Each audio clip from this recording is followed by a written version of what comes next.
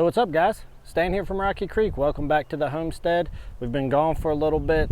It's been very busy in everyday life. I've had to work the last 2 weekends, which has greatly reduced the amount of time I've had to record. But despite having to work a bit over the weekends, in my afternoons and what little bit of free time I had, we've actually made a ton of progress here on the homestead. So let me show you some of the stuff we've done and some of the stuff we still need to get done, because we got significant changes here in the pig area, as you probably just saw a little bit of. We got significant changes in our chicken area, and we also have significant changes in what we very rarely ever show you, but what you may call an orchard right now. It's very much in its infant stage, but I've done a ton of work with it too.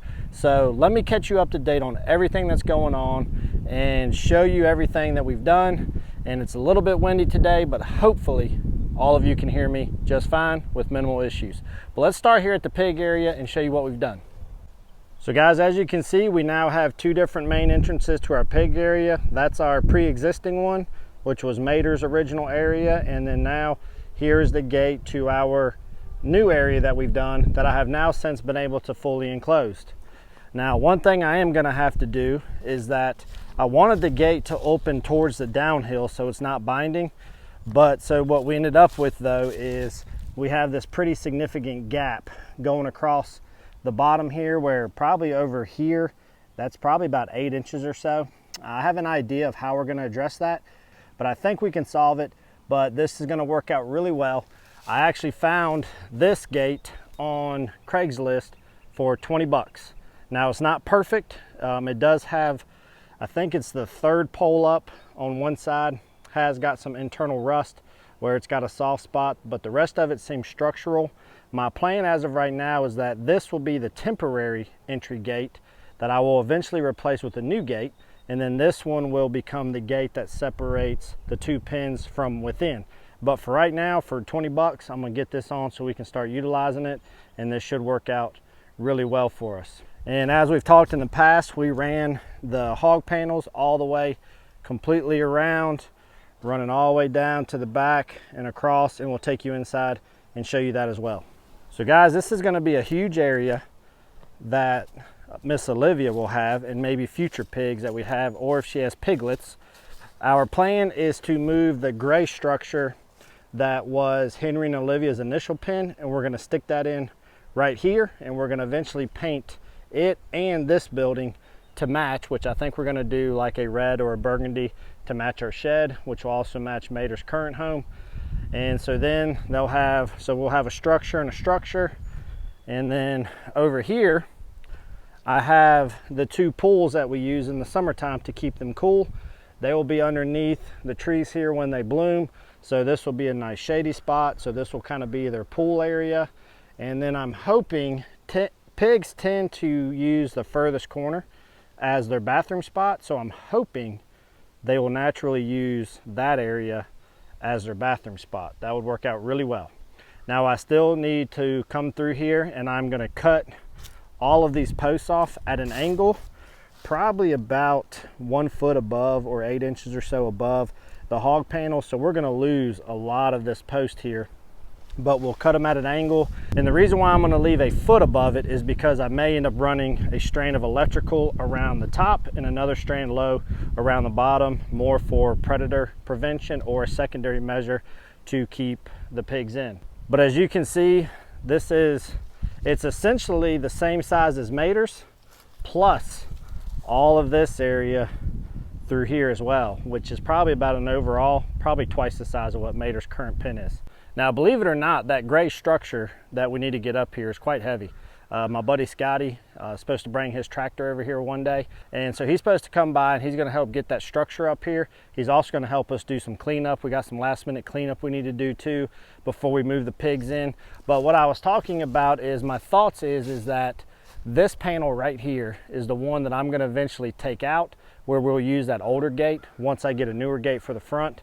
But for right now, this will work out well. We should easily be able to move Olivia from spot to spot, and we should be able to start utilizing this space hopefully within about a week or 2 after we do a little cleanup and a little more securing, trim off those posts, and this pig area is going to be ready to go.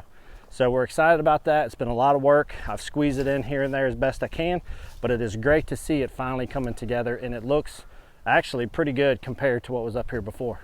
I know a lot of people who follow my channel are brand new to homesteading, and so something that I wanted was how to hang a farm gate. Now, I'm not a professional. This is just how I've hung the 3 I've hung so far, and it's worked out well and they've held up for years. But essentially, you have this bottom bracket is welded to the actual fence and does not move. So I do it at the bottom, slide it down, and then up top here, I'll usually measure the center point here, and I'll make a mark so I can adjust accordingly. And then once this one's set, you slide this to where it needs to go, tighten it down, and you're good to go. I assume that's the proper way to do so, but I'm not 100% sure, but it's worked for me. And I have a chain that I will hook around this post, which will hook around the gate, and that's how we'll keep it secured closed as well. So that's all the changes we got going on at the pig area. Now let's go on and head down here to the egg layers and show you what changes we have down here, because we've had quite a bit that has gone on since the last time we were together. Well, hi Starfire. Oh, how are you, girl? Good to see ya. You're always the favorite of the group. You gonna fluff it out? No, you just gonna come for more love? You love us. A lot of people talk about barred rocks can sometimes have a rough temperament, but I swear this young lady right here, she will literally follow me around this pen all day long, lets my daughter pick it up, and by far is the favorite hen on our homestead. She is probably the sweetest and most personality of a chicken that we've ever had. There you go, girl. All right, we got film. You go do your thing. But I swear, guys, as I walk around, she's literally just gonna follow me the whole time. She'll be all up in my legs, staying with me, and she does the same thing to Madison too. So enough about Starfire though. If you notice back there, the dog kennel is no longer on the main coop and is all the way there in the corner with a few chickens in it. So what's up with that? Let's talk about it. So we have turned this area into an IM breeding pen where we have Bruce, our rooster, and we also have the one hen that we have left from the attack. And so IMs don't lay very many eggs as it is. And so our hopes is by having these guys in here, we can collect just enough eggs from her as she does lay them and try to hatch out a few more hens, because our IM Somani hens have been great. They don't lay a whole lot, but they've been a joy to have here in our flock. Now the Barred Rock IM mixture here, I'm pretty confident that it's definitely going to be a rooster now. I started noticing his tail feathers were getting quite high, and I've now seen the development of saddle feathers, which is telltale sign. So we're going to figure out what we're going to do with him, because I'm not sure I want another rooster, but he is a beautiful bird. So we're just going to have to see how he progresses, and we'll kind of go from there. So that brings up the question, what about the hawk issue we were having? Like, what are we going to do about the rest of these girls if we have them inside the pen with the netting? Well, the reality is I spent quite a bit of money on a net that was supposed to cover this entire area, and it was a disaster. Q-tip, my gosh. It went horrible. We could, gosh. Between Q-tip and Bruce, this is gonna be hard. Anyways, I bought a 50 by 100 netting and it went awful. It got tangled up, leaves were getting in it, branches were getting in it, and I got so frustrated, I said, that's it. So even though I spent quite a bit of money on it, I balled it up out of frustrations after trying for about 2 hours and said, I'm done. You know, our area, without spending a fortune, is very difficult to cover up. So the good thing is ever since Rusty fought the hawk, I have not had a hawk issue since, and we are now at about 3 weeks. So I'm very fortunate and thankful for that. I'm thinking that as the foliage comes back in these trees, which like today is 76 degrees, it's beautiful. Hopefully we'll be here very soon, and we're just gonna take our chances at this point. I have a plan to add something to the flock here in the future that may also help, but for right now, we can't get our hands.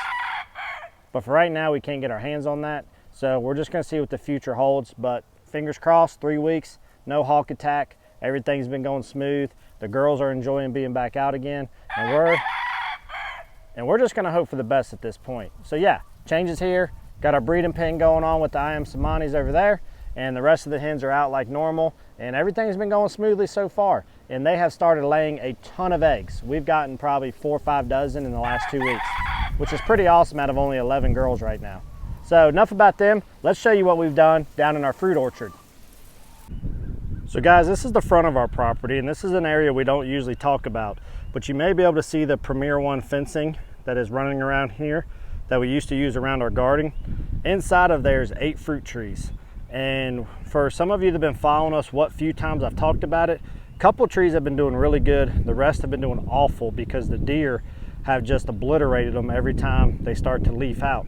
So we've decided to run some electrical netting down there, and we've mulched some of it. And let me take you in there and show you kind of some progress we've had, because a couple of the trees that are doing better are about 3 years old. So prior to the electrical netting, I had these cages that I made out of leftover sheep and goat wire that we have the chickens in. And this helped to get some of the trees initially started. But as they've even started to go out of this, the deer were still getting to it. And during hard storms, sometimes these things have blown over, and you can see where they're all bent up now from the deer trying to still get into it also. So these were not going to be a long-term solution. So that is why we have gone with repurposing our Premier One netting. Because we plan to do a different route with our garden this year, and we have our Energizer, and then I've just been going in right here in the corner. But here's where our problem lies. This was supposed to be a peach tree. Well, it tried and tried and tried its best and gave its best fight, but the deer kept eating it, kept breaking it, and then a windstorm came and finally ended it. I'm going to plant a new tree in this location. A similar thing happened in this area and this area, and so I have since replaced those trees the other day, and you can see how small and tiny these trees are. I have a plum tree and a peach tree that I put in. That one up there is the peach, and this one right here is the plum. If I can keep the deer away from them, we have actually had good success, because my apple trees that I started and my pear trees were this small as well 3 years ago. But now this here is one of my pear trees, and that top branch is probably, I don't know, 18 feet high or so. And if you may be able to tell, it's already starting to bud as this warmer temperatures are coming. So this pear tree is doing well, it's thriving, and as you can see how tall it has gotten in 3 years time. But even more impressive are our apple trees that have gotten just as high as that pear tree, but they are even more full. The branches are filling in nicely. We've done a little bit of pruning, but not a whole lot, as we're trying to get them going. But this apple tree and this apple tree right here have done very well. So with the progress that we've had, I didn't want to lose them to deer again this year. So we've gone ahead and gone this route, and I'm hoping it's going to work out really well. From everything I read, I knew fruit trees are very slow to build up and to grow and to start producing. So we made it a point when we moved here a couple years ago that one of the first things I did was put some trees in the ground. Now I will say I haven't done a whole lot with them. I try to water them about once a day for a week to 2 weeks upon planting. Other than that, they've pretty much been on their own, and I'm amazed that they've held on as well as they have with how hard the deer have been on them. So I'm hoping by putting this electrical netting up, it'll work out. My plans is not to keep the netting here. Eventually, I would prefer to do about 3 strands of electrical tape or poly wire. That way, it's just easier in terms of weed eating underneath it and things of that nature. But I had this on hand. I wanted to get these new trees in. I need to get one more to replace that one peach tree. But this should give us what we need to keep the deer away. I've had this up now for about a week, and the deer are really getting very active again in the area. A lot of babies are out and about. So I'm hoping thus far it has worked well, and I'm hoping it will continue that route. So there's an update for you here down in what you want to call our mini orchard per se, and things are going well with it. So guys, yes, we had a break in between. The reality is I actually did try to film a video. It was last weekend, and I literally got almost through the whole thing and realized I never cut my mic receiver on. So there was no audio whatsoever. So we just scrapped that. I just focused on getting a lot of work done, because when you video and try to do the work, it really does take at least twice as long to do so, especially if I'm out here by myself doing it. But the good thing is we've been foot on the gas with what free time I have had to get, because I really want to get this pig area done, and I want to get that orchard area done because I really want to focus on my garden this year. If there's any big goal I have this year, it's to have a successful and productive garden. I have already gotten in my drip irrigation, which I've never used before. I have that packed away, ready to use. I'm gonna try to set that up for the first time ever. I've never done it. And I'm actually gonna be doing some raised beds within the garden, which will be a new experience. I'm gonna be growing some crops I've never grown this year, so that'll be new. And I'm actually even sort of debating on maybe not using the woven weave fabric down in the garden for just 1 year. We have a lot of weeds here. I'm a little nervous to do that, but part of me wants to just give it a try for 1 year, see how it goes, and I can always go back to the fabric. And I'm mostly thinking about that to try to regenerate the soil a little better, to make sure I don't have that fabric there at the off season, to be able to do a cover crop and to just kind of rebuild some nutrients back into that soil. And the biggest concern I have is working full time and being able to stay on top of it. So I haven't made up my mind fully on that, so I got to try to make that decision here pretty soon. But we're going to be full on with the garden, but I want to get this stuff done first. I have already placed an order for my first set of meat chickens for the year, so that's coming here very soon as well. So we got a lot coming down the pipe. So with that being said, guys, though, I just ask for your patience. Y'all have been fantastic. We got a lot of new things coming up here on the homestead here very soon. And for all of you all that have supported us throughout this journey, we can't thank you enough. We really appreciate it. We're excited about warmer weather. I'm excited to get the kids and the wife out here doing a lot more stuff with us this year. My wife has even said that she has all plans to help out quite a bit in the garden, because that is more something that she would get into, that she would enjoy. So you'll probably see her some more this spring and summertime when we get that going. But until then, guys, y'all be good. I appreciate you coming along. I appreciate you coming with us as we updated you on a lot that we got going on. I'm now going to focus on just cleaning up some stuff here on the homestead, and we'll bring you back here very soon as we work on another step towards getting this place back to where we want it to be and to be moving forward with our homestead this spring and summer. Guys, if you have any questions at all, reach out to me. I'll try to answer them as best I can. I've been getting a lot of questions here lately, particularly about our Kune pigs. It seems like a lot of you guys are starting to get into them as a result of watching my channel. Reach out to me anytime. If I know the answer, I'll give it to you. I'm not a professional. I can only share with you what's worked for me or what I have read or learned throughout this process. But guys, y'all be good. I appreciate y'all. We'll see you here very soon on our next episode. Thanks, guys.